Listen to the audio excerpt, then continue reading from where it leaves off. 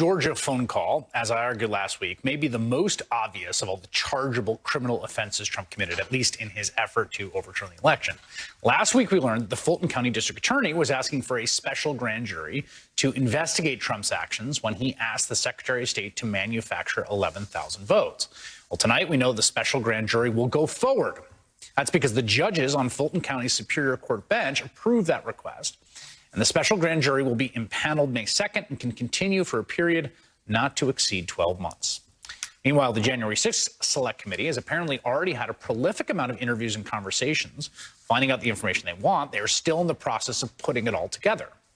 Last week on this show, Congressman Adam Schiff, who of course is a member of the committee, estimated over 400 witnesses have cooperated just so far. As we learned last week, one of the people they would like to speak with is the president's senior advisor, Ivanka Trump, who the committee claims witnessed a conversation between Trump and Mike Pence on the morning of January 6th, among other things.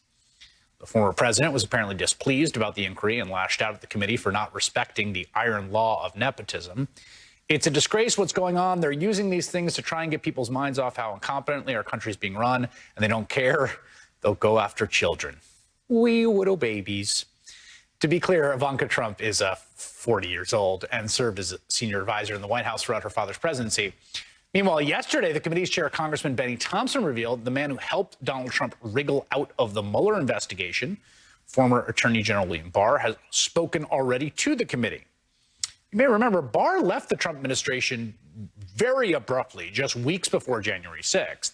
But he was still running the department when a draft executive order was created that would have directed the defense secretary to seize voting machines and basically announce a full-fledged coup in the United States of America. Now, just this evening, Politico reports that former New York City Police Commissioner Bernie Kerik, who worked with Rudy Giuliani to help undermine Joe Biden's win and who Trump pardoned for crimes, including tax fraud, back in 2020, told the January 6th committee the person responsible for coming up with the plan to seize the voting machines. Betsy Woodruff-Swan is a Politico national correspondent who broke that story about Bernie Kerik's testimony, as well as the original story about the draft executive order to seize the voting machines, and she joins me now. You're the perfect person to have. Betsy, what do we know about this executive order and what Kerik told the committee about its origins? Kerik testified to the committee earlier this month that Phil Waldron was the person who, to Kerik's knowledge, first came up with the idea of presenting an executive order to Trump, encouraging the president to direct the Secretary of Defense to seize these voting machines. Now, to be clear, this is testimony that Kerik has given to the January 6th Select Committee as part of an interview. We reached out to Waldron for comment and have not heard back. And remember, the folks who talked to the January 6th Select Committee are not necessarily reliable narrators. But Kerik is a really important witness for them because he was actually part of Trump's outside legal team that worked on all these lawsuits trying to challenge the election results. It's actually pretty unusual and a very big deal that somebody who is on that legal team is playing ball with the committee and cooperating with them, at least in as extensive of a way as Kerik has engaged. Now, Phil Waldron might not be a household name. He's not even a household name necessarily in my household.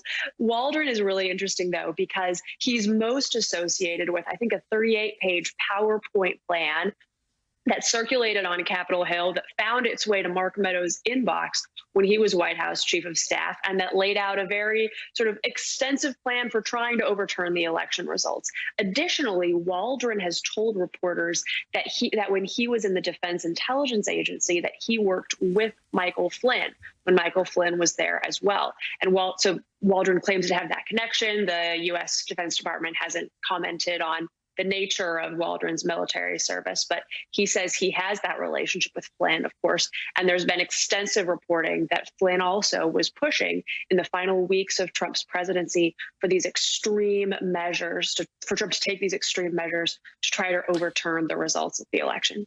Waldron, we should just note, as you said, he served in the Defense Intelligence Agency, which is the sort of big intelligence unit within the actual Pentagon, or one of several, and that sort of explains a bit of reporting you had earlier when the memo came out, which is that in the first few sentences, the memo references two classified presidential memoranda, which would require for them to be referenced the person conceiving or drafting this order to have some classified access him or herself.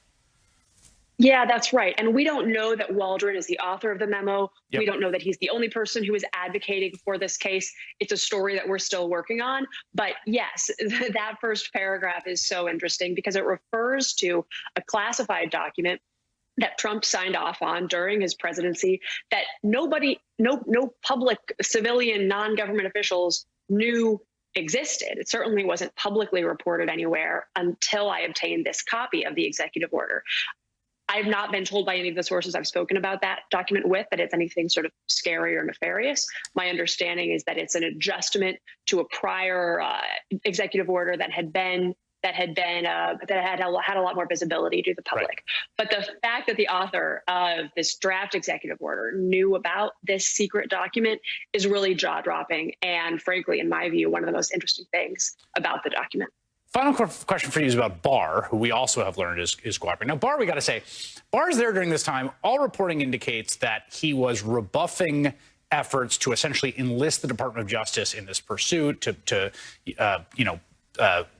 put out official investigations of voter fraud. He actually came before the cameras and knocked that down. But then he just like up and quits, releases a statement talking about how incredible Donald Trump is, and basically lets his deputy try to deal with like stopping the coup. He's now apparently talking to the committee. What do we know about those conversations?